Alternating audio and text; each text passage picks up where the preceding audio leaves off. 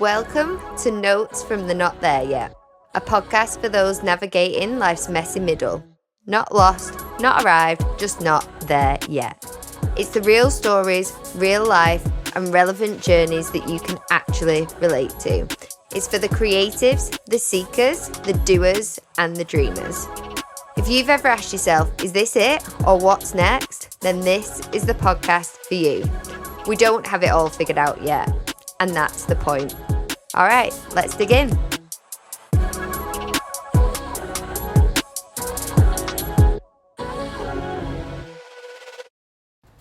Hello! Today's guest is someone that I've had the pleasure of knowing and learning from for over a decade. Jonny Quirk actually gave me my first full-time job back in 2012 when he hired me as an operations assistant at City Socialising. Since then, our paths have crossed at Yelp and Subkit, and through every chapter, inside and outside of the community industry, I've seen Jonny evolve, adapt, and lead with the same core values that have always defined him: curiosity, connection, and an unwavering belief in people. Jonny's one of those rare community builders who never stops learning. He moves with the times without losing sight of what really matters: humanity. Whether it's at global brands like WeWork, Deliveroo or Shares, or he's working on his own ventures, Jonny has always championed what brings us together, not what pulls us apart. In this episode, we're exploring the big question: can community save us? As AI advances faster than we ever imagined, and as loneliness and disconnection rise across the UK, we'll dig into what it really means to belong. From the closing of local pubs to the rise of sober social spaces, from online tribes to real-world circles, we'll ask, where do we go to connect now? And what does the future of community look like in a world that's both digital and more divided than ever before? Jonny's insights blend years of community experience with a deeply human perspective about leadership, technology, and why, even as the world speeds up, connection might just be the thing that grounds us all.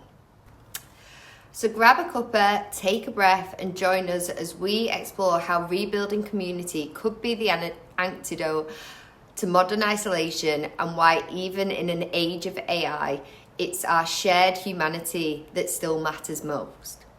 Let's dig in.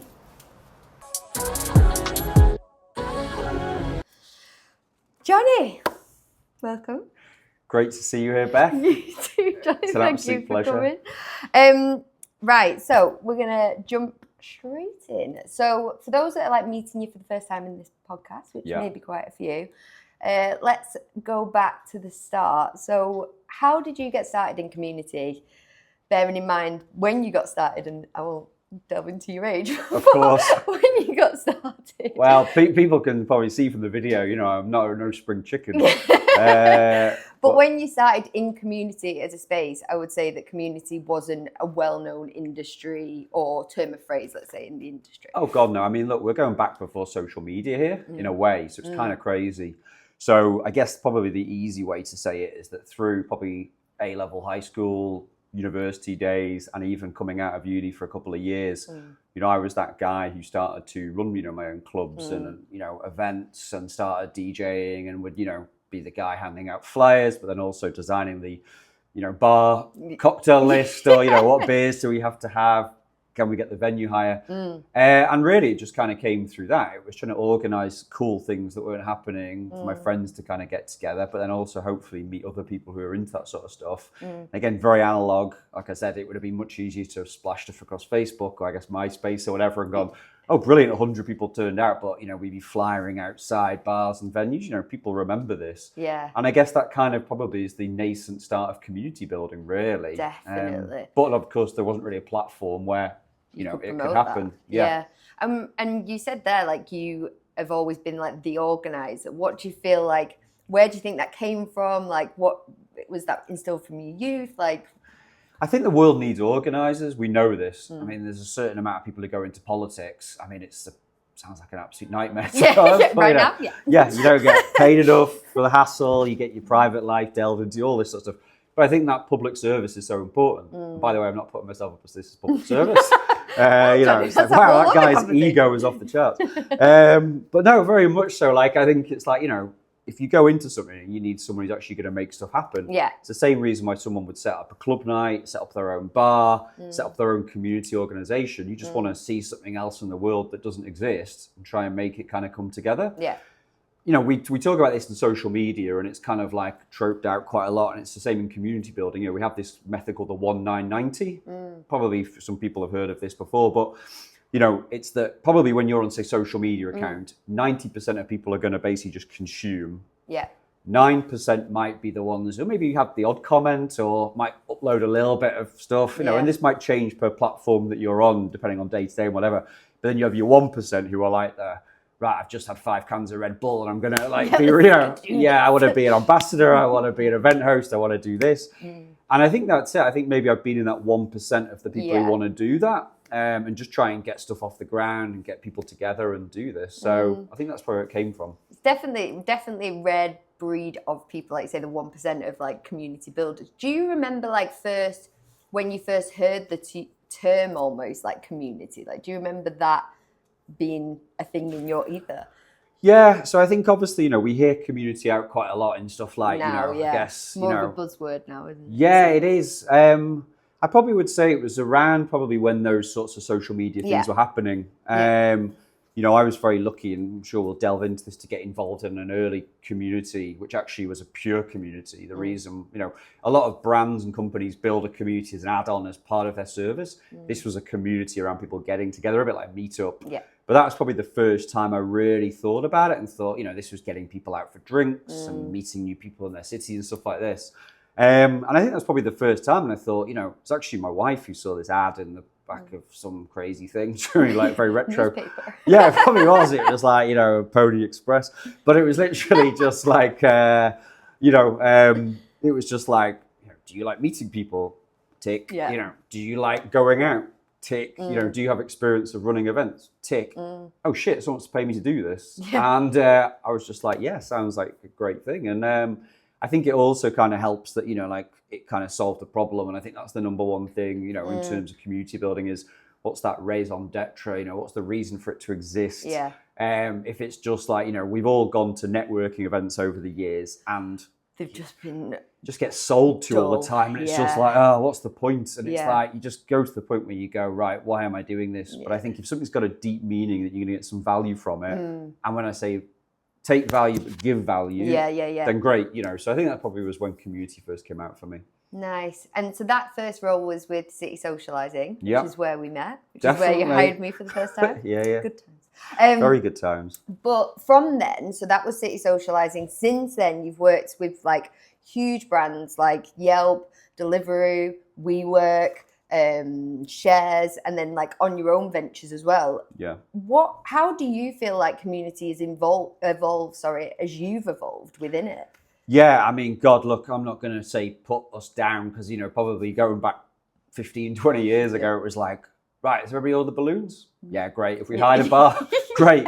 If we sent an email afterwards that they had a great time, great. Yeah. Perfect. My job was community builder. Literally happy days. It really was. That was about as deep as it kind of got. And that was great because the expectations weren't as kind of high. But I think it's probably in my brain, and again, this isn't gospel, but in my brain, community building split into two. And this is, with my own consultancy, communityrocket.co.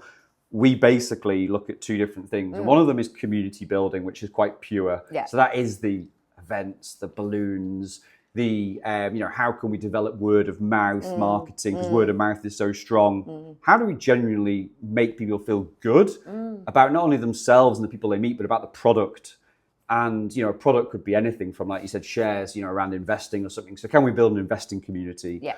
I'm working with a client at the moment. So pensions, not particularly sexy, but they want to add like a community element to this. Which I think that's really cool in itself. Because like you say, pensions isn't sexy, but actually everyone's got a pension. Yeah, and everyone needs pension. Yeah, exactly. And it's going to be a hot topic as with inflation, all this. So it's kind of how do you then lean in on a Venn diagram way of like, what's the kind of areas where you can make it interesting? What would you do at events to make it interesting? Things like dreamlining, where do you see yourself in 20, 30 years? How, like that sort of. And then the other side of the coin, which I try and sell to people, is it's about building deep relationships with your customers. Yeah. And that's how I think community building's evolved a lot. So I'll talk to clients about how's your onboarding, because your onboarding is community building, really. It's chatting with customers, finding out, are you getting close to product market fit? Is exactly what you're selling, or your product service, is it what they want? And are they slipping through the net? Are they going through the funnel correctly? Yeah, nice. We talk about connection as well, isn't it? That onboarding piece is almost key, because if you're not connecting with your audience at that point, you're going to literally lose them very quickly. Oh, massively. Yeah, you're right. And look, you've spent all the effort to get them. Yeah. And if they either haven't bought from you, or they just get your email and you go, well, your email's lame or whatever, and they just fall out the bucket or the process, then what's the point? Yeah. You're just going to have this constant churn, really, which is going around. So it's looking at things like onboarding, it's having calls with customers, it's about disputes. I'm working with a company that was recently crowdfunded, and there was a big delay on the crowdfunding and the completion and the perks. And, part of my job is to say, look, I'll pick up the phone and speak to some of these disgruntled people. They're amazed by it. 20, 25 minutes on the call with them, they've become your biggest advocates. Yeah. But it's just picking up the phone. It is. Yeah. Like, who does this? But, I don't even know why I do it, because you're just like, every time you're like, hello? Yeah, exactly. Like, do I really want this? But do you know what? That's it. It's the effort you put in, and it's these things which make the impact. And those people who've bothered to be the disgruntled ones, leaving comments on socials or reviews, pick up the phone, answer their problems, and you can do this. So, we do things like that. We do affiliate programs, referral systems, of course, events still very, very big. I work in Web3 and crypto and Web2 and all sorts of things, and, do loads of AMAs. What's AMA for people that don't know? Okay, yeah. It's I try not to put into too much thing, but ask me anything. There you go. Yeah, and a company update, and even things like crowdfunding, which is massive.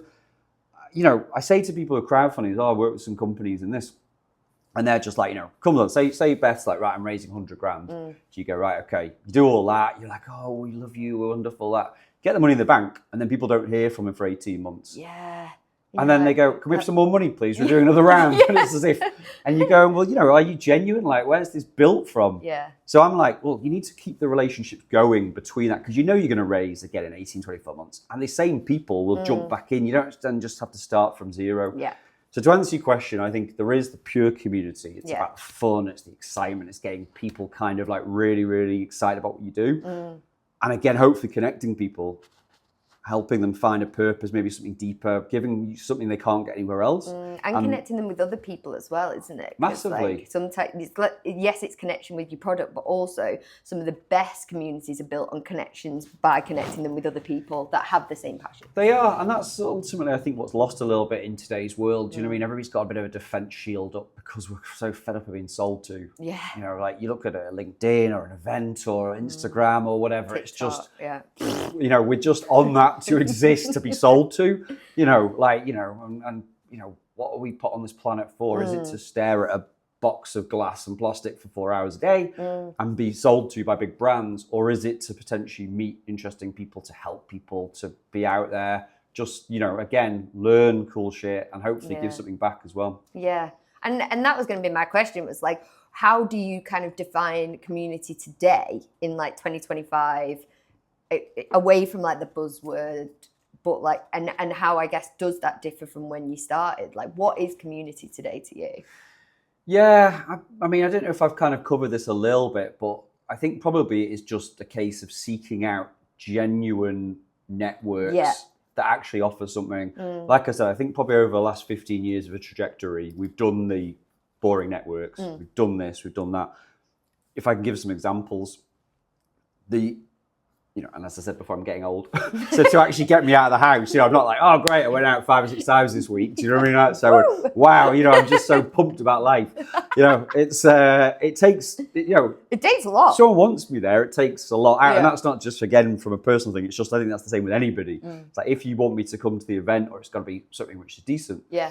So, I'm a member of Manchester Blockchain Alliance, which is great. It's not, every week we're going to do this. It's like every couple of months. It's manageable. There's a really nice Discord afterwards. There's some nice value. They get great guest speakers. Nice. There's usually a theme. And for me, I look forward to that because it's not overkill, but there's a lot of value. And you go for a couple of beers afterwards and it's good.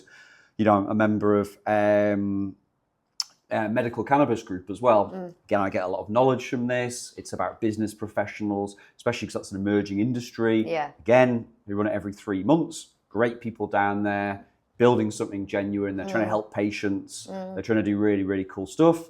You know, I'm a member of Stockport Buddha Centre, so we go there. You know, we meditate every week or two, which is great. So many things. And I probably actually do about 5 or 6 times a week, so it's like shame. It's and you know, probably even like in a community level. Yeah.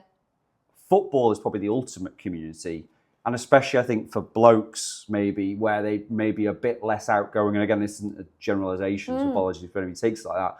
But I think probably blokes maybe talk less about stuff. Absolutely, yeah. And I know that like going out with my football mates and having that thing to look forward to on a Saturday, 3 o'clock, or whenever they show it because of Sky now, is to basically just go, you know, like go there, we have a couple of beers, you know, we chat, you know, we've become friends, we have to pub quizzes now, you know, people genuinely open up a bit, and if they're going through something, they'll talk about it. Yeah. And I think that's a really important thing. So I think just having these small groups and community, you need these. Yeah. And I think just trying to find genuine communities where there's something that isn't just a sales thing, because we're all worn out by that. Yeah, and I guess coming back to that point on like not just a sales bit, like, because obviously there's businesses, you touched on this briefly, that are trying to kind of do community but get it really wrong. Yeah. Why do you think certain companies do get that so wrong? Is it because they're not actually thinking about those core parts that you've just touched on? Yeah. Is that what you'd say? I would say, yeah, best like you didn't know she asked the question, Johnny. I can tell when you zone out. I think there's two things. We're both sort of similar. Yeah, like you're looking at this fern. It's like, I'm sure that's a it looks Zach Galifianakis prompt here. It's yeah, no, I think there's two things. I think first off, it's about the fact that community is a sexy buzz term. Yeah. And if someone's raising investment, they go, oh yeah, we've got a community to a VC. We've got this, we've got that. It's so funny, isn't it? Sorry, it's so funny, like when we look back at when we started and now it's like this big buzz term and everyone wants to do it, but it's just, they just don't get it right by now. But I also think, you know, they think their social media audience is community, and that's not. Yeah. You know, we know it. It's like people, attention span, they jump on something else next to whoever's creating about content or whatever like that. And I think as well, when it comes to community, you know, there is an impatience from founders and whatever. They're like, well, why is this not growing fast enough? Why is this doing? Why is that doing? Because, sorry, like it takes time. Yeah. It literally, you're trying to build actual real relationships with people. You're trying to move them down again a funnel, like, you know, have they then become an ambassador? Have they become a contributor? Have they become this? Can't just make it. And again, splashing cash in it doesn't work. It helps a lot in terms of running cool events and shit like that, which is going to fill up the top of funnel. But on a community funnel, you need to make these genuine relationships, which takes time, and people can smell bullshit a mile off. Yeah. And I think to put it out there as well, there's been two companies I work for. I won't name any names, but it's been quite amazing how my role that started off as like a head of community and was brought in with a, and I always ask the questions as well when I go into interview process. It's a two-way thing. Why do you want to build a community? Yeah, so you can understand what they're actually looking for out of it. Exactly. So yeah. And then they come to it, and they, you know, before that role in 6-12 months to turn to more of a sales business development role, because they're like, well, we need cash, we need this, and we do this. And you realise, okay, great to maybe raise your Series A or whatever like that. And yeah, we've got this. But, you know, so I think any job you take, any consultancy, it's a two-way partnership. And like, genuinely, are you in that? You know, we know from Yelp, and, you know, I think Yelp is amazing community, what they built, but it didn't take an awful long amount of time for them to just shut down community in Europe and around the world. And the people we built relationships with for years were just almost like, you know, oh, well, good luck. Do you know what I mean? It was a dark day. It was. And do you know what? Look, you can understand because there were macro factors in that with Yelp. But I think, you know, and again, I probably, that isn't, and that's no bad energy towards Yelp. No, not at all. It was just very much like, we're building this, but where's the bridge? Where's like the, you know, like, how can we look after these people? How can we be genuine? How can we do this? And I think that's what I'm trying to look for now is like, how are we building genuine relationships that can last out? And what I would say, just to finish on that Yelp point, is that I know a lot of people who met through Yelp, because we as community managers and community builders, I put a lot of effort into those relationships. Yeah. They still meet together now for food and drink. Definitely, yeah. They're friends for life. They go to weddings of each other. They do this. So it shows actually that genuinely we were building it from the heart. Yeah, I think that's always a good yeah, exactly. That is like such a good telltale sign of what a positive community is when, even when the community closes, which sadly we've been involved in a few as well, like actually those friendships remain and those connections survive. And that's like when you know you've kind of, even though it might not have gone the way you wanted it to, it's actually so valuable to have had an impact in that. Exactly. I mean, that's the reason you do it, isn't it? Because, you know what it's like, if you're a community builder, you're answering messages at the weekends. You're, you're probably going to an event. You just run the event, and you're uploading photos, videos. That you haven't to send all the aftercare. You're doing this. It's not just I'm having so a much more now as well, isn't it? Like, there is, so and it's just constant. So like you get in the job because you love it. You don't get into it because I don't think you can fake this job. No. If you're someone who's just not right, then you're just not going to be right. And I'm sorry, but we do this from different hires we've made and stuff, and you genuinely have to believe that's the right person. Yeah. If you're not a community builder or you just don't get it, and sometimes it's almost subliminally you get it. It's not like you can even be coached. I can spend ages trying to coach people, but actually genuinely are they the right person? And I think, you learn quite quickly, I think, in that as well. It's the same as well when you, like you say, when you're building a community, because a lot of the people within these communities are volunteers. They're people that genuinely do this for the enjoyment of connecting people. We've been lucky that we've actually made careers out of it. But a lot of the people within these different communities that we've worked with have given their time to bring people together, to support people growing businesses or with an interest, etc. So it is really like niche people out there. And whenever I talk about it, they're like, wait, what? People just give up their time? Why? Why? Why do they do that? Well, that's why I think community, and for anybody listening to this, you maybe think of it as a potential job. It's so rewarding, and I'm not just talking about financially because it's a well-paid job, but it's genuinely like, when you see on someone's CV, they worked at Yelp, they worked at Duolingo, they work at Reddit. So that you go, these are the companies who get it right in terms of community. And that they would be hired and with that company for X amount of time, that they've picked up so much and they were the right fit and they built community and they would be excellent to go into, what I'm building or thinking of. So I think, this goes back to what you said, why do some get it wrong? Hopefully I've answered that well. But then I think there's a lot that get it right as well. But again, they're the ones who I think genuinely have invested in community. From the start, properly. They have. And they understand that it's the time horizon is a long horizon, really. Of course, you want to see, improvements and you want to see incremental improvements over time and like some KPIs, to meet. But sometimes, it's a lot more qualitative than quantitative, I think, community building as well. Yeah, definitely. And but coming back to as well the point on like it's more difficult today than ever, which I do think it is based on our careers anyway. I think one of the reasons for that is obviously social media and distraction and just how much is going on in the world. How do you think companies do get it right, and how do you think they are able to build thriving communities when there's so much distraction going on? Yeah, I mean, I think this is where people are potentially longing a bit more for offline, really, in a way. We all got very excited about online. We all almost never want to be online again after COVID, in terms of such a roller. Zoom calls. Anybody ever suggest a Zoom quiz or something? It's just like, I'm sorry, but what a dark that's that's my last train out of here. But I think it is just, it's going there a little bit different. It's a bit like the shares thing that I mentioned before.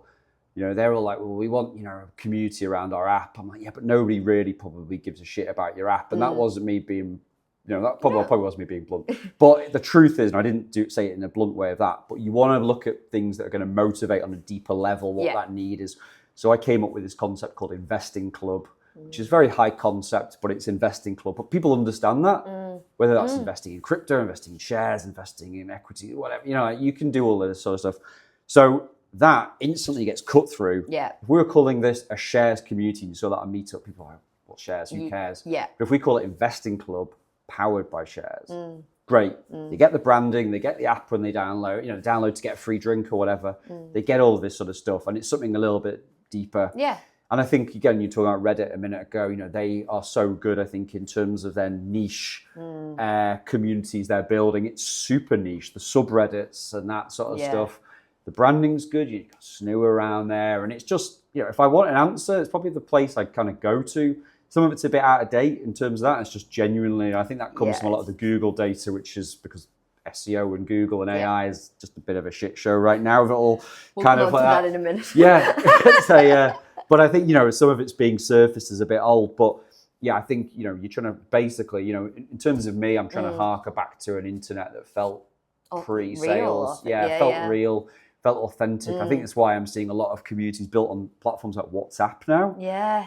That's so interesting, isn't it? Like how many communities, and even Instagram as well. Like this, everyone's. If you've got over, is it 10,000 followers? Is that right? Maybe 1,000, maybe 10. I can't remember. But you can like build your own community now within Instagram, right? Okay. But also, like you say, within WhatsApp. So it's really interesting that you're taking these like communication tools, if you will, and then sprouting communities within those. Definitely. I mean, it's almost decentralized, you know, in a way. And again, I work in Web3, so it's like, how do we take it almost from a big player, i.e. a Facebook group. And by the way, the fact that WhatsApp is owned by Zuckerberg isn't lost on me as well when I mention this. But I think the fact is, it's almost like, well, if I own the WhatsApp group, then I kind of own that in a way.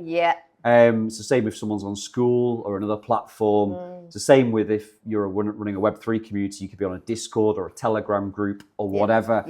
This does still feel a bit more like an ownership. You've got ownership of the algorithm, you've got ownership. It's a bit more like email, almost like direct communication. Because, you know, that's again what we're looking for, is to just make sure that everything isn't a walled garden. You know, if I've got 10,000 people in my community, can I communicate to them effectively and make sure that it's all me and not distracted by everything else? Am I having to pay to communicate to my thing? Am I having to do this? So yeah, I think that's the big thing really, is those social kind of channels. Yeah, and I think as well, like with social media playing a part, like it definitely has a positive place, obviously, in like the world that we're in now, but also very much has had a negative impact. Like we are so living right now in like a loneliness epidemic, and found a stat online from the ONS, so Office of National Statistics, that said like 40% of people between the ages of 16 and 29 have either said that they often or always feel lonely, which is massive. Like that's such a like vast proportion of the world. I think it was the world, maybe the UK. You know, that's a real kind of challenge.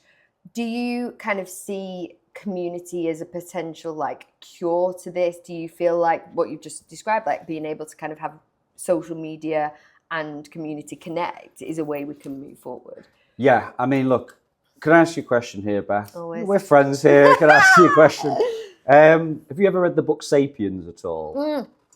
And I'm going to give you a very honest answer. It's by my bed, and I've read 2 quarters. Okay. It's a book. Yeah, it is. Okay, so but you get the concept really. It's basically like, why are we here now in 2025, 2026, 2027, whatever? It's, you know, let's face it, we're all living in a really false world. I don't mean false as in like the stuff you see on social media. I'm saying is, if you go back, you know, I'm only going to use generalizations of times, I'm not a historian. A million years, you know, we were monkeys probably jumping around, you know, and doing that. And we pretty much still have a very similar brain to that. 100,000 years ago, maybe, you know, we became humans and, you know, a bit more that. And again, sorry if there's any historians or judges go, sorry, or biologists, you're talking absolute bullshit here. I'll make sure I do a note at the start. Yeah. 10,000 years, let's say we were arsing around in, you know, ancient Babylonia or whatever. But, you know, like we were starting to think about doing stuff after last ice age about, you know, but we've always from that point lived in tribes. We've lived as packs. We've lived with people, whether that's family or friends, and families would live together. You'd maybe even have 5 families living in the same house. And even over the last 10,000 years, you know, obviously we've become farmers as opposed to hunters and gatherers. So in a way, we are, you know, we've gone through that. We've gone through since, you know, let's just call it, you know, another age, 2,000 years ago, birth of Jesus, whatever. Yeah, at that point. And we've, you know, Roman times, everything. But we've built societies, we've built civilizations, but we have always kind of worked together, and we've been close to people, and we've done this. So I think, but probably over the last 10,000 years ago, we've slowly kind of like, chipped away at these groups that were kind of basically hardwired into our DNA to be part of over the years. Yeah. Skip through the Industrial Revolution. We then were put in factories and we had to commute to jobs and work a hell of a lot more than we probably would have been done in the past. Then we all were sold this dream and vision that actually, get your own apartment, get your own house, get your own whatever, everything's going to live further away from family, live further away from that. Yeah, travel more, yeah. And then you add on top stuff like technology. And then, through the 80s, it was a gradual thing. You had things at home like, TV was getting better. There'd be more channels than the 3 channels. There'd be video games, there'd be this. But now, we're reaching a point where everything's almost gone from, we're living close to maybe family and friends in that. But even now, we're just staring at screens and technology and stuff like this. And I think when I mention all of that, hopefully none of that gets cut, but we'll see. No, it's a journey. Yeah, it is a journey, I don't want to be like, that Homer, Grandpa Simpson meme where it's like, like angry man shouts at clown. And it's just like, because, it's like, the future is here. I think we really have to embrace technology. Yeah.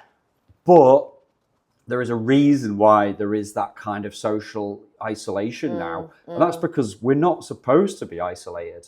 We are supposed to be around people. Yeah. There are 4 chemicals which basically keep us kind of happy, keep depression at bay.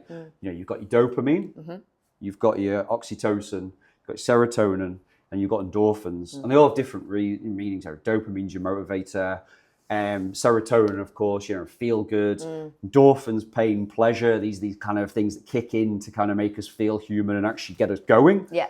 And the reason I've missed out oxytocin is because oxytocin is what you get from being around people. Yeah. So I'm probably going to go away from this today and feel good because I've been around people. Yeah. I met up with a friend the other day for a couple of beers and I felt really good afterwards. We hadn't met each other afterwards. And if we're not getting those and we're feeling isolated and lonely, then we're not getting that mixture and that stack. What we're getting is just cheap dopamine from stuff. Yeah. We're maybe getting endorphins the odd time, but we're looking for endorphins like in weird places. Serotonin, a lot of people on SSRIs and stuff like that, again, which isn't a problem, but that's what's happening. So it almost feels like the stack is a bit out of kilter. And I think that's why I think community really is going to help, because it's going to get people out there. It's going to get people around people. Yeah. It's going to basically get those feel-good chemicals that are naturally, again, into our DNA. Just think we're just living a false life in terms of where our, it's almost like evolution has just gone, as we all know, it's gone... Do you know what I mean? Whereas we've had all these years to bubble at a natural pace. Yeah. And it's that. So there's no reason, that's why our brains are struggling to comprehend it and struggling to adapt and stuff like that as well. Yeah. And I think what scares me, like we've had these when did social media launch? 10 years? 10 years ago? Yeah. A bit longer? Yeah, you'd say probably out 15 years, maybe MySpace or something like that, maybe even longer. So we've been kind of getting used to social media now, and that's been kind of, and like you say, because that's kind of pulling us apart. And now you've got AI that's come into the mix and massively having an impact from a societal perspective in terms of how we interact with the internet, how we interact with each other. I just think AI in itself is this big impact on humanity, and is moving quicker than we've ever thought that it would do. Yeah. How do you think that then plays into everything that you've just talked about as well? Yeah, I mean, I think everything in life there's a reaction. And I think, with stuff like AI coming in more, I think, it goes back to, what's people's purpose going to be? Yeah. Because if you're, a lot of the stuff which again comes down to depression and stuff which actually people is that they don't feel like they have that purpose in life, or they're struggling to actually get to what's that reason for existing, that we mentioned earlier on. Yeah. And I think if AI has almost replaced your job, that it might again affect your worth and like that. And of course, this is probably going to be societal. Things have happened in the Industrial Revolution, but it hasn't been at this speed. Industrial Revolution was maybe things will change over 10, 20, 30 years. Yeah. This is more like 10, 20, 30 months. Yeah. And, and it's all happening. Yeah. Deep breaths, everyone. So, you've got this. Exactly. And God, I'm hoping anyone who knows me is a fairly positive person. But, I feel like I'm Armageddon guy today. So apologies, Yuri. But it's if we're reaching a point where we reach peak AI and we're all put on universal basic income and stuff like that. Yeah. Then, then it's almost like what happens? What happens? Why am I here? What am I doing? Do I have enough money to pay for stuff which is going to make me happy and do stuff? And, have I, am I able to do stuff? And, but you know what? That's maybe where community comes in, is that people got a bit more spare time. They're not rushing around trying to do the jobs. Realise that's it. Government's going to have to step in. Yeah. Maybe government could get involved in helping people build communities. Because all the stuff we've just talked about, social isolation, depression, AI. I read this stat the other day that 8 million people are on antidepressants in Britain. In Britain. 8 million people. Yeah. You take away all the kids though as well. Yeah. You've got a population down there maybe to about 55 million. So you're probably looking, and again, I'm not a mathematician, but maybe 10, 15, 20% potentially of the population. That gets to me thinking that something's wrong at some point. And again, I'm not generalizing this. It can be different on a chemical level, on a societal level or whatever. But in my mind, it would maybe be look at how can the government start to look more about, precaution and looking at, the top end of it. I had a meeting with local government recently, and they were talking like a hell of a lot of money is now going on social care, the vast majority of budget and stuff like this. And again, like healthcare in the home and stuff like this. And I think, it's like, how can we start having these big discussions as a society about how can we do this? How can we create purpose in a world of AI?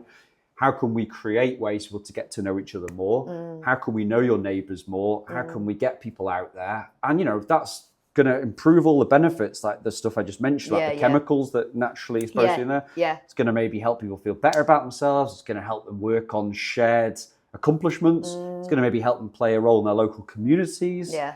All of this sort of stuff. But I think it just needs something that gives it a kick up the arse. So maybe AI will do this. Yeah, it's so interesting because we're on such a similar mindset, and I think that that having those conversations now about how community can impact positively, it almost has to start happening now. Yeah, and I'm really glad in some ways that it does feel like that, even though community might be used as a buzzword, people are leaning back into human connection and the importance of that. And I think and hope, conversations like this one that we're having are going to help, even if in a small way, or our jobs that we do, those, if more brands and more companies are actually prioritizing how we can better connect people, then that's where that real shift's going to come.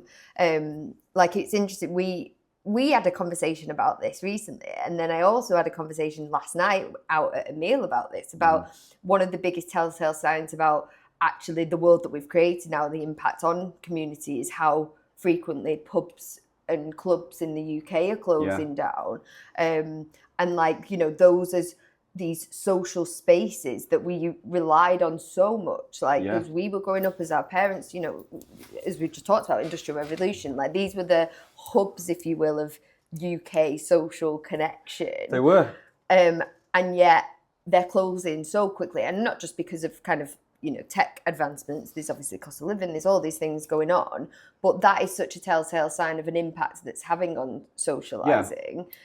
So what do you feel what are the new spaces, whether it's online or offline, but hopefully more offline, that we can create for community, do you think, or for this socialising, so that it's not completely lost? Yeah, I think you're completely right. I think you rip a pub out of a community, then that's the place where people had a chance to meet, and it crosses generations, which I think is very helpful.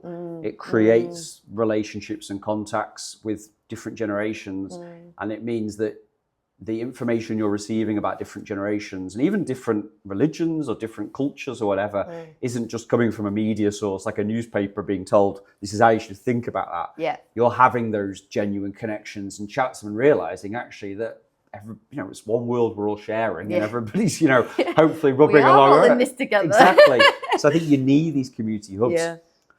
What I would like to potentially see, and I'm going to give you two examples. One's offline, and one's going to be like an online-offline hub, split. So the offline, I would like to see a lot more community ownership of pubs and restaurants and bars and clubs and whatever.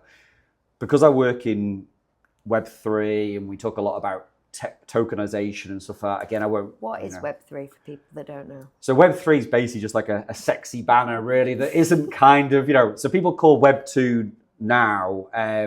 Facebook, Google, that sort of stuff. Web 1 was like people in the 90s going, oh, I need to plug email. something in. Yeah, exactly. That was about as technologically thing, and some yellow and grey site, you know. Still see some of these sites Dial-up. around. Somehow, exactly. Yeah, it's like, have I got 5 hours to wait for it to connect?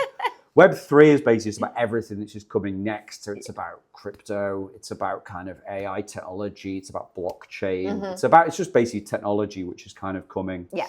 But that means you can do amazing things in the real world. And whether you would need a blockchain or a tokenization solution or not, you know, it seems bizarre that loads of people would want to go to a pub, spend £5, £6, £7 on a pint, give the person who owns the pub the money, and that's it. And they'll do that every week. And they're giving, you know, here's another round, 25 quid, 30 quid.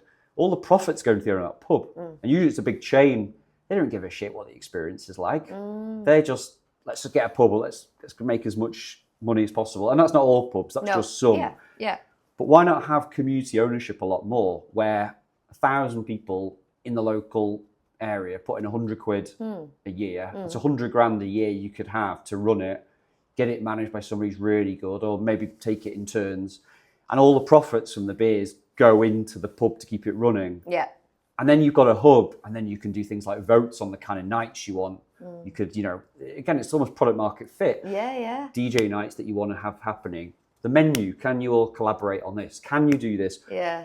We're now reaching a point of like, why are we paying someone just to get wealthy who owns this sort of stuff? Yeah. Why don't we just take ownership ourselves and actually have these and deliver it? And maybe, you know, again, I think Tuesday could be like knitting club. Wednesday could be like, you know, gardening club or whatever. Do you know what I mean? Like genuine community hub that gets people together, that isn't just like, you know, your surface level as you got somebody who's on, you know, minimum wage at the thing. Can I get a pint of that, please? Yes. Okay, there you go. That's my interaction. You sat there, yeah. Do you know what I mean? Yeah. You know, so... But like everyone's like equally invested then in this space and in this hub, and everyone has a say and an interest because it's serving everyone's interest who's involved in it. Exactly. You know, and I think that should be the model, I think, going forward. Yeah. You know, and there are smaller things, you know, you read in the paper like, this pub was 400 years old, but it was saved by the locals and they did this. But I just think that's the model for a lot of things in life. It's giving people a stake. Give people, and this is why I love crowdfunding, give people a stake they genuinely care as well. And I think the kind of technological level was, you know, I think just seeing a lot more people doing things in Web3 as well. Like I said, you know, there is a real decentralized kind of way of building there as well. It's not having you know, ownership at the top and again making somebody super wealthy. Don't get me wrong, people can get very wealthy on the coins and the crypto and stuff that they own, but there just seems to be, you know, that's where they're using technology in a wise way. You know, they're communicating, it's helping people in countries like Africa, Asia, LATAM have a seat at the table. They've got voting rights, they're playing a part, and if a project becomes successful, they can become wealthy from it. Right. Whereas in the old days, the keys were very much in like the Western Hemisphere or whatever like that, and actually you can't really get involved.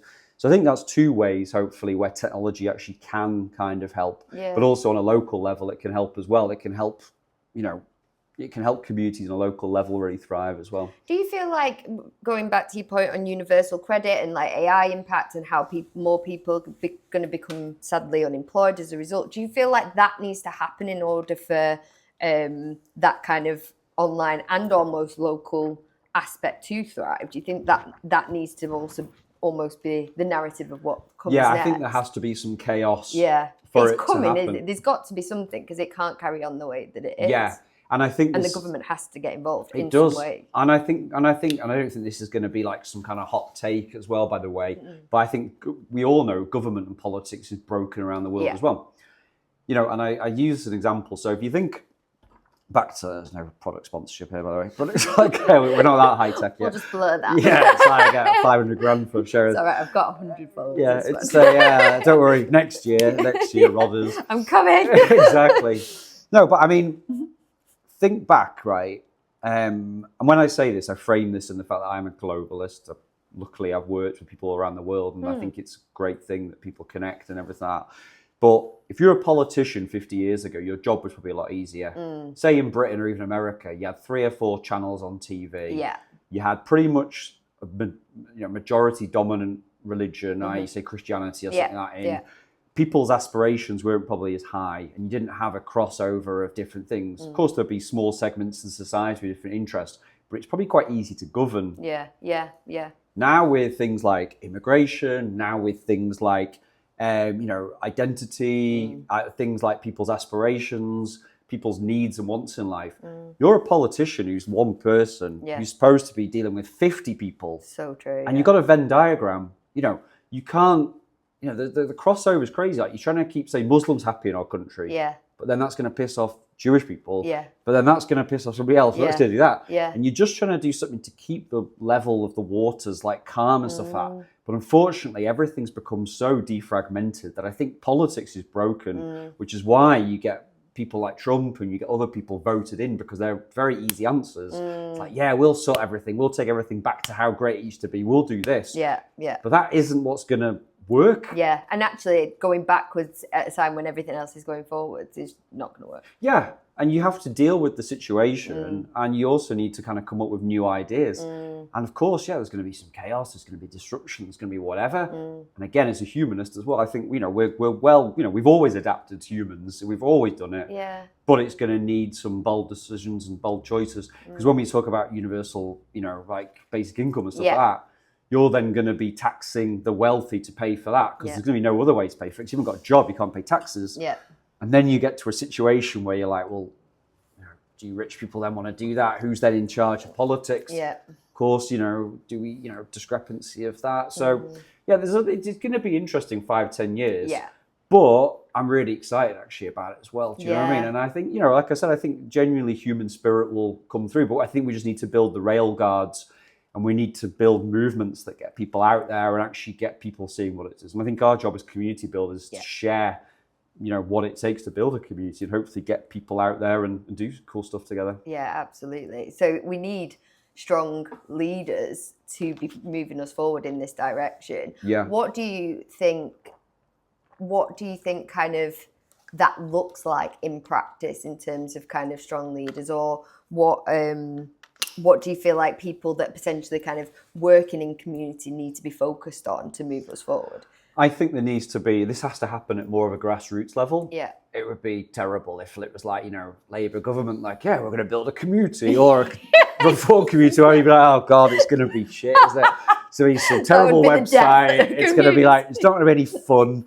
It's just going to be like, and this is why any politician has to get involved in it.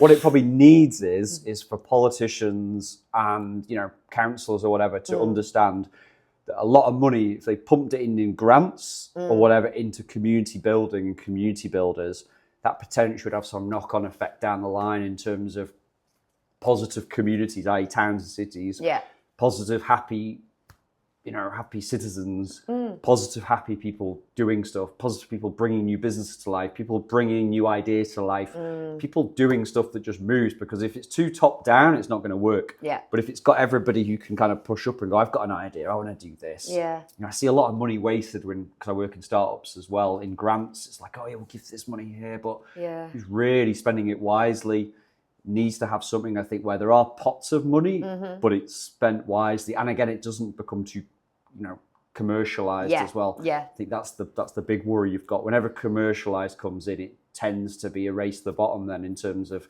you there go, oh, brilliant, I'm really excited to join this, say, I don't know, farming community or something. And then it's like, sponsored by Burger King or McDonald's. It's like, oh God, I couldn't even go out for a pleasant afternoon in the countryside. Do you know what I mean? It's, so, but, it cuts both ways, but I think that's kind of it, really. Money needs to kind of be trickling down, but looking probably the long-term benefits over time to society. Because that's what we are as society. We've had all these layers of things added over the years, governments, bureaucracy, red tape, technology, but ultimately we are a society of people who just want to get on and hopefully know your neighbours and be friendly with your neighbours. Again, probably live in a fairly crime-free place and have freedom of choice and expression as well. Nice. So based on that, in terms of it starting at the grassroots, if someone listening to this right now is like, I've actually got a really good idea for a community, or this is something that I'd actually really love to get involved with, what would your kind of number one piece of advice be for someone that's starting a community today? This is very meta and not in the company meta. This is just genuine, but I'd probably jump on OpenAI's ChatGPT really and type in, how do I build a community? Then the next prompt would be, how can I do this in the easiest possible way? And then also probably the simplest way as well. You know, we're community builders. We get excited. We go, oh yeah, I'll do this. And then like, you know, in 3 months, we'll have a global community. Yeah. I'm like, oh yeah, we'll have meetups in every city across the world in a year. And yeah, we'll get corporate sponsorship and we'll have, an airplane with, I think, and that, Imagine. I'm gonna AI that. Exactly. Do you know, I can see it, Beth Airways, but yeah, and I think that's just because we get excited about stuff, and probably, that's probably going back to the 1%. There's probably something inside our brain that's like just wired slightly different during. So we do. But the best communities I've seen have been the ones that start with a few people and just get together. I always use Web Summit as an example for this. So it's a massive conference now. It's been in Europe for, I don't know, 10, 12 years, something like that. Yeah. I went to it last year in Lisbon. It's about 100,000 people there. Wow, really? Mega conference. It was like Glastonbury, but for startups, blah, blah, blah, blah, blah. Yeah. That started out about 12 years ago as a meetup in a pub in Dublin. Amazing. And I think they had something like 30 people went to the first one. Yeah. Second year, about 100 people. And it just takes time to get these things going. Yeah. And I think if you get a lot of the frameworks and you get a lot of the systems and processes right and the right people, again, no plug for my online course here, but it's like, do it, Jonny. But I also go on my website. No. But, I'll add the link. Please do. Link below. But there's like, if you can find your first 50, this is for me is a thing. First 50 amazing people, whether that's the people who are local to you, people who've got interesting people. Bring them and everything morphs out from this. And you can do that if you run a big enterprise. You can find 50/50s, as in for different niches or whatever. But like find those people who are the right people and everything, halos around that. And I think that's really, really important. Yeah, I've always taken your advice on the first 50. Yeah. It's a biggie. It is. But you see it time and time again. Yeah. Because you've got the critical mass then as well. Yeah. You've got those people and you build it up and genuine, then it can scale. And then it almost, as you as a community builder, can take a step back slightly to be thinking of the next step, where it needs to go. And then you can maybe get a few ambassadors who are really bought into what you're doing, who can maybe help run the events with you. Yeah. They can help with some of the online work. Never know, they might become employees in the future. They might become this. So it's that sort of thing. But again, start slowly and build that critical mass as well. Nice. What gives you the most hope looking forward in terms of the world? Do you think we can kind of get back to what we've described in this session today? Yes. Podcast went really business then, didn't I? Oh well, do you know what? Like this session. Look, it's I'll take anything. I'm just pleased you talked to me. It's Thursday. Anytime, Jonny. Oh, but yeah, what gives you the most hope for the future? Yeah, I mean. It's like I said, the world is a great place, and it is. I think we're coming out of the other end of peak social media right now. I feel like people, and you kind of touched on this earlier, people understand it better than they ever have. So from a kind of sales perspective that we're just being sold to, people can see through the bullshit. People understand who's authentic, who's not now. Yeah. And yeah, I do agree. I feel like we're coming hopefully towards some kind of, not end because it will continue, but just end to what it is right now. There's a great podcast I'm sure people listen to. This, The Rest is Entertainment with Richard Osman and Marina Hind. Nice. Really good. It's obviously not as good as this podcast, but it's like, it's really good. It's a good listen. And they talk about all stories entertainment. And actually it was about, I can't remember the stats, but it was about how social media is like really on the, down. And because of sales, you just basically used to be about making friends, connecting with friends, finding out what your friends are up to, doing this. And now it's more about something like now on all algorithms and feeds, you get like 10% of that and 90% of it is about brands you follow. Yeah. And of course, more and more ads served to you. So I think people are now realizing it's a bit of a shameful thing. You're like, oh, fuck, I spent 3.5 hours. When you get the thing pop up, you spent 3 hours 20 average. You're like, really? I only checked the football twice. Like, it's like, how did that happen? Do you know what I mean? So, you're going through this thing, and I think, you almost like then surge a remind of like, well, what if I could be doing something different with this time? Why am I doing this? I'm not getting much satisfaction buying stuff all the time. Can't remember anything I've looked at today because of brain rot. It's just constantly doing this. can I be more intentional and smarter with my time? Can I maybe go after online stuff which does give me pleasure? I use things like Reddit in the past, stuff like, am I following threads that actually genuinely of interest? Kind of curated it a bit. And it's not a case of quitting on cold turkey. It's a case of getting that, right balance. It's the, the equilibrium, right?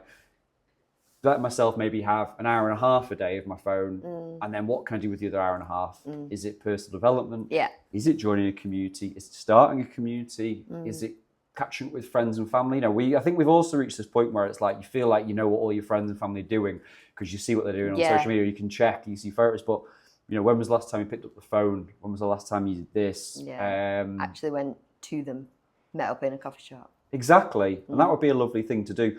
But yeah, I think, look, genuinely, I think we always figure this out as human beings. Yeah, we just need to, again, just make sure that all of this publicly available information is out there, that people can take charge of their life, really, which again becomes quite difficult when we've almost been conditioned last 10, 15 years to become a bit more zombified like this. Yeah, it's a real breaking point, isn't it, that needs to happen. Complete breaking point. Yeah. It's like that. It has to be right, life is incredibly short.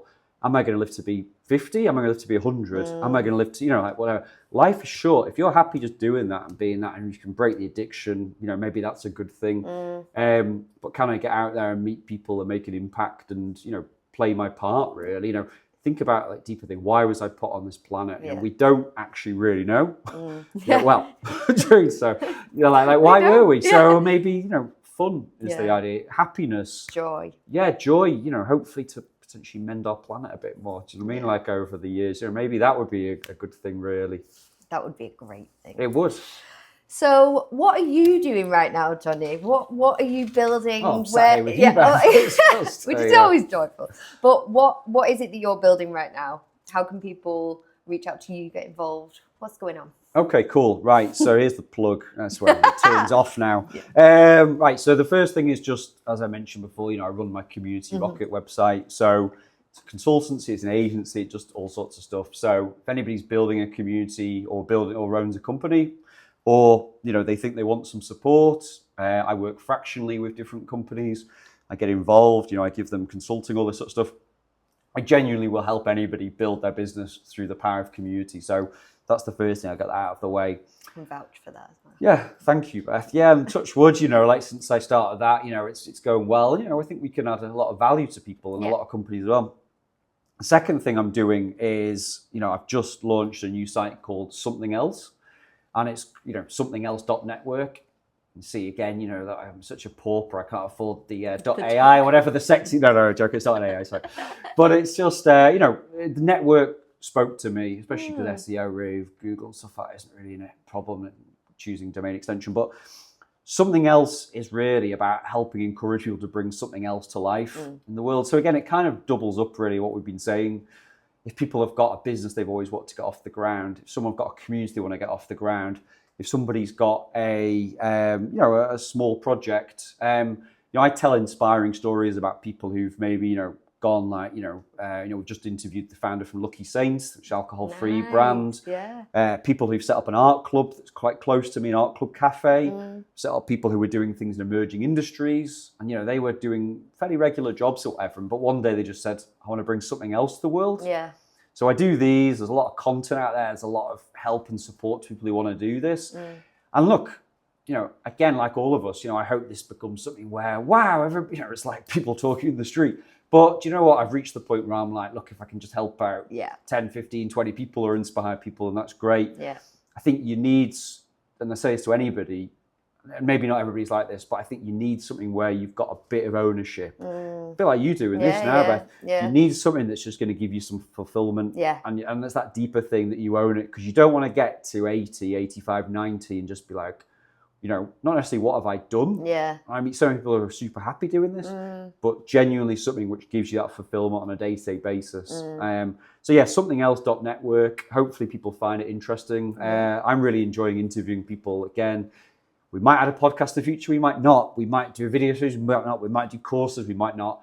This stage, I'm just enjoying the vibe and reaching out to people I find interesting and saying, we'd love to feature on the blog. Would you be interested?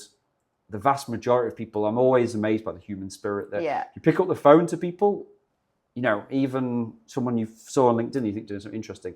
Love to learn more. Have you got 10 minutes? Yeah. Don't start, if you're not just going to sell anything. Yeah. It's great. Yeah. I just want to know about Just your want to story. chat with interesting people. Yeah. And then if you can bring that to life and, you know, 100 people read an article. And again, let's talk about 100, you know, 90. 90 people will read it. 9 people might do some kind of action. 1 person then might start a business from it. Great. You know, you're impacting it and I'm doing something a bit deeper as well. Yeah. Amazing. So that's what I'm doing. And it's so exciting. No, definitely go check it out. Really exciting times. And I couldn't agree with you more. I mean, I'm literally doing something else right now. This is what this is. And it is about owning this thing and, you know, similar to you, like, you know, what it will become. I'm not 100% sure, but right now it's just so great speaking to people, being able to share stories and like learn from people and hopefully and people it's super inspiring away, as well. Like, and again, you know, from meeting up with you again a few months ago, you know, you had the idea, you had the thing. It was like, how can we get it going? It's just one foot in front of the other, isn't it? It's just small steps. You know, like everybody goes, oh wow, you know, like Instagrams, whatever. I was a couple of nerds, you know. I mean, and I'm saying this as a bona fide nerd myself. Just sat there going, oh, let's code something. You know, went through numerous stages where they got product market fit. You know, had all sorts of features. It wasn't needed, and they just realized one feature worked, which is the photos, and then it became something massive. So yeah, you just need to have an idea. I think it's going to gnaw away at you, and that's going to cause you problems in life. Yeah. If you've got something you want to get off the ground. Yeah. It's going to make you feel bad if you don't get it actually out there. Yeah. Because turn it into something physical, even if that's something small. Yeah, even if you put it out there. Look, you know, that's what the world needs, really. Yeah. Right, quick fire time. You ready? I always do them quick and then they end up being I'm the worst person for quite quick fire ever, so we'll do it. So. It's like, here's a 5-minute backstory to this answer. Quick fire, and then it's like an hour and I'm like, oh shit. Yeah. What is one quote or book that shaped how you see community? Right. This is not a T-shirt, which is a book by a guy called Bobby Hundreds. Okay. He runs this streetwear brand called The Hundreds. Yeah. Very cool. It's all about how they built a community around California, street culture, punk rock, graffiti, and now it's like a global fashion brand. They have meetups all over the world, people who just want to hang out really with fellow people. So it's a really good book. This is not a T-shirt. I've not read that or seen that. Yeah, get it on the list. I will. What's one tech tool you love and one that you wish had disappeared? Okay, so tech tool, I really love koala.ai. I'll stick my affiliate link in there. But I tell so many people about this, I really should do. Again, it's just, you know, people obviously use things like ChatGPT and stuff, which is great, but it basically amalgamates like all of the AIs into one chat box. It helps you create SEO content, images, links, lead magnets, everything in one place, but it brings all of the different, you know, Gemini, you know, ChatGPT, everything into one place. Nice. Claude does it, and then you kind of get the best results. So I'd say that. God, the one I hate, any client who's just on like Microsoft Teams and just Microsoft products, like that's just, it almost like is the deal breaker. I'm just like, you know, how much you want to pay me? Oh God, it's like, is it Teams? You know, and you know, like, I think when you've, and by the way, if Microsoft do want to hire me for community building, I take all that back. So, I think like for this, I don't know, when you've used things like Notion, when you've used obviously Google and stuff over the years, it's like, it just feels, I'm always like, where is that? Like, what's this? What somebody sent me? What I've got to say? But I'm just like, oh my God, it feels like the world's moved on, but you're literally just losing the will to live. So true. I went from, Subkit and previous to that, Yelp, and like we were in the like Notion, and then I went back, and I was just like, oh no, and they just wouldn't move off it, and I'm just like, please. Yeah, that's exactly it. It's just it's a personal thing, and I've got no problem with Microsoft products, you know, Xbox, whatever, totally cool. But God. And they do feel like they've had a bit of a re-emergence, let's say, into the tech sphere with Copilot and whatnot. I'm all about Notion and stuff like that, to be quite honest. But like I said, if someone's wanting to pay me £1 million a year consultancy gig, I'll use Teams as much as you want. What's one brand or project getting community right now? I guess 2 answers. The first one probably I've mentioned a few times, Reddit. Yeah. I think just genuinely because I actually use it and do it. Do you worry about Reddit with AI though? Or do you think it will survive? I think if in a way we're all going to get used to these AI summaries, aren't we, of stuff, which actually I think helps in quite a lot of ways, because let's face it, you trawl through Amazon reviews or whatever and you go, oh, actually I just want to get to the nature of, is it going to fall apart? Is it going to last 12 months? Is it going to be whatever? I think Reddit probably, and I know they're investing, we know a few people at Reddit, which is great. They're investing a lot in community. And I think that's important because UGC, genuine connections and genuine content is just going to have to come to the fore. Yeah. Because at the end of the day, they need to train these AI machines on, AI models and something. And it has to be fresh. Yeah. My opinion on something now, like I've just been away to a conference, and when I was away, I was following the different countries I was going to. But I'm reading something that's 3 years out of date. I'm like, is this changed? Does it whatever? And you're like, so I think you're always need fresh content. So I think that probably will, as long as they again will, they get the thing between the commercialization they need to do and of course investing in community as well. Yeah. And I guess the second thing of that is just genuinely Web3. Yeah. So community led. Communities all over the world working together. You could work on a team or even volunteers of people from every corner of the globe, all trying to work on interesting projects, bringing it to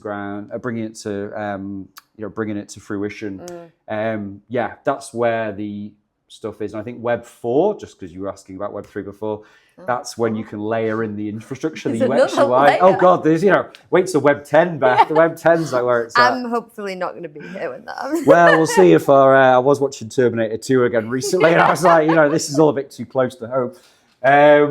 But yeah, I think Web 4 is when we take the technology, which is pretty clunky, Web 3, like blockchains and wallet stuff, and we add the UX, UI on top of that, where your grandma or something's using it, doesn't realize that they're using this cutting edge technology. They've just got an interface. We've got agents and stuff like that which are happening mixed with AI and stuff like that. But that I think that's that's an amazing community thing right now. It's like that, and I think any business that can lean into that a bit and get that energy is a good thing. I need to delve in that space. I'll bore you about that enough, I'm sure. Maybe we have a dedicated podcast for that in a few months. Yeah, maybe. What's a simple habit that's changed how you show up in life or work? Right, so I said I wouldn't give you one. If you tell me 3 for this. Yoga, meditation, and quitting alcohol about 18 months ago, which is good. Thank you. It's like, I'll take the... Is that beer ready here? It's like, I should just go. No, when I mention beer, alcohol-free beer a lot, because I'm a massive fan of that. It's so funny how I've known you. You've gone from really advocating for craft beer. It's the point of owning a beer company. Literally, like really owning the non-alcohol craft beer. Yeah. And I'll give very quick answer to that. Yoga just gets your energy flowing and it literally makes you feel human. Yeah. I don't do that, I feel sluggish and shit. And that's the truth. Do you do it every day? Most days, yeah. Wow. So yeah, like as soon as I get back today, I remember you doing it at City Social. I remember you going off for lunch and like coming back and just glowing. Yeah, I'm still not upside down in my head or that. So, but it is so important. Meditation as well. I find that yoga followed by meditation is the perfect stack because you feel in a great mood and you can feel you can get into that a bit more. Yeah. Obviously, just don't do this when my kids are around because I'm not going to get into that thing. And then the alcohol, I mean, God, I don't think I was a problem drinker, but what I would say is that I'm also a British drinker, where British drinker is, you go out and probably 5 pints is the minimum, and it's just a normal night out. Yeah. And it felt like for years, and again, it's funny in community because, run events, everyone is a piss off. That was what we did. Like, when I look back at our early community years and like event organized, it was just all stemmed around alcohol, really. Exactly. And that's just societal and, that's just the way it is. Yeah. But I think, over the years, your hangovers get worse. You've got aspirations. Again, I mentioned this, as you get older, life gets shorter. Just want to do more stuff in my life. I don't want to wake up with a hangover. I don't want to feel sluggish. I don't want to have gone to a networking event on a Tuesday and feel like, well, my Wednesday's a bit ruined for work. If I want to do things like my own business, like my something else.network, it's been in my head for about 2 years. To get it off the ground and actually get it to this stage, it's taken a lot of work fitting it in between client work and projects. And it feels like you're just poisoning yourself just to basically fit in. And it was one of those checks where you're like, can I go to a wedding without drinking? Yeah. Can I go to a gig? Can I do this? Yeah, you realise you can do. And, you know, I haven't lost too many friends, which is great. Yeah. You know, it's just one of those things. So I'm sure it works for different people. Again, this is just my experience. But for me, it's just, I just can't. It's been a real just life improver. Yeah. I mean, you know, I am 100% with you. Like me and my partner, Rob, who's here, self-producer. Good work. We've been sober now for, it's nearly 450 days. Well done. And it is game changing. Like the time you get back, your mental clarity, like not to say it's not hard work, because it is hard. But what you get from it, like there's no way on earth I'd be doing something like this. No. Like there's just no way I would have the time or capacity. Yeah, and you know, I think there's more people out there who want to quit. Yeah. And it almost just feels like it's a bit like, it's almost like, and it's not peer pressure, it's just literally, it's built in a bit. And it's always like, God, you know, the questions are always like, oh, how do you feel today? Like after that, oh, I can't wait to have a beer at lunchtime, take the edge off. Yeah. Oh, yeah, you know, like, oh, yeah, this week I have a busy meeting, I'll just have 3 pints after work. You know, and you're Dutch like, courage. What? It is, yeah. And it's just, again, stripping it back. And again, you know, you just got to get to the point of like, you just want to feel, I guess, genuinely you. Yeah. And I think that's it. If you want to be, you don't even necessarily have to be a high performer. No. You just want to be someone who's probably making the most out of life, really. I think it is. And I think it feels almost like a bit of a ball and chain sometimes around you. Definitely. If you haven't, you know, got that thing, you know, so. Definitely.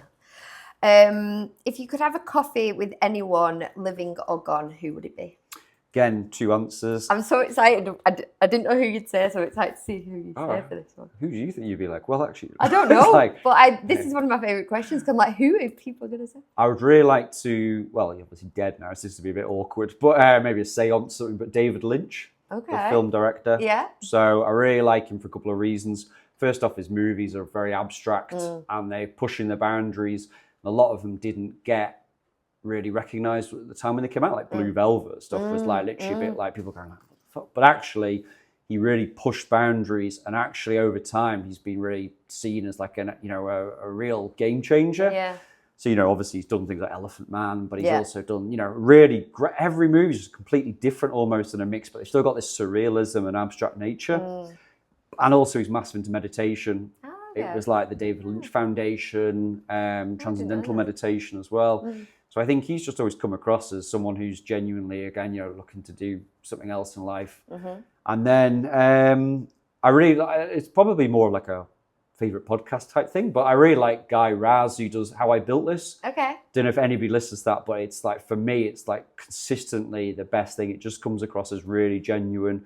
Guy, I think, used to be a journalist working in the States. He's an American guy, but he interviews everybody, you know, and it can be anything from Arizona iced teas. I was listening to the other day, which is about their origin, about how they got started, to like, you know, top tech companies, to everything. But he really gets the human element and like, how did you do it? Why did you do it? What were the dark days? What were the good days? Yeah. Would you do it again? Would you do this? Yeah. And it's just an hour just disappears. And if I do a lot of walking and like having that on, you know, it's important to listen to nature first, but then when you're bored of nature, it's like, you know, it's like, so yeah. Nice. And last, but by no means least, finish the sentence. Right now, I'm not there yet, but I'm working on. Oh, say finding more hours in the day. I really wish I had another few hours each day. Yeah. Because, you know, obviously having, you know, kids, you know, it's a balancing act. You know, you want to be a good husband, you want to be a good father, you want to be a good friend, you want to do all of these different things. So I think it's just trying to kind of fit it all in. This is where I start tearing up now and go, I'm deciding to cancel everything. We're off Disneyland or so. But I think, you know, you just want to do it all. And again, I get a lot of clients and I want to do more with them and I want to do my own stuff and do that. But, you know, I think that's it. I think maybe maturing, you just have to work out genuinely what that capacity is. Yeah. And then maybe also don't think small, you know, think big. Maybe final quote on this is, you know, I remember reading Arnold Schwarzenegger's, not biography, but a book he brought out last year. I can't remember what it's called. It's not something like Terminated or something like that. It's actually quite good. The Running Man, no. But he talks about, look, if you're not thinking big enough, that's your problem. So whether you want to start this podcast now and have 5 listeners or 5 million listeners, it's probably going to take a similar amount of energy to do Yeah. 90% of what it takes. So maybe say 80%. The 20% bit is where it comes into the promotion, the effort, the connections, the whatever. So probably don't think too small. Yeah. Like think big, because actually it pretty much requires the same energy and the Yeah, effort so and true. drive. Yeah. I think that's probably to anybody. Yes, don't overdo it to start off with, Yeah. but don't think small on your ambition. Your ambition should constantly be maybe every 6 months thinking about where you want to take it next and be planning. So because the thing is, things will potentially run out of energy if you're not excited as well. So maybe that's where I end that on. Amazing. Thank you so much, Yeah. Jonny. This has been great. Yeah, amazing. Thank you, Beth, as Thank well. you. It's really good to see you again And as well. do you want a final plug? Where can people find you?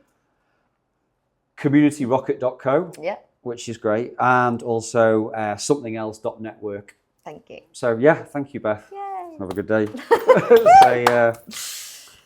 Yes, Jonny. Thank you for listening to this episode of Notes from the Not There Yet podcast. If you like this episode, please give us a follow or a subscribe. It means the world. You can also check out the website notthereyetproject.co.uk or follow us on all your major channels at Not There Yet Project. All right, we'll see you soon.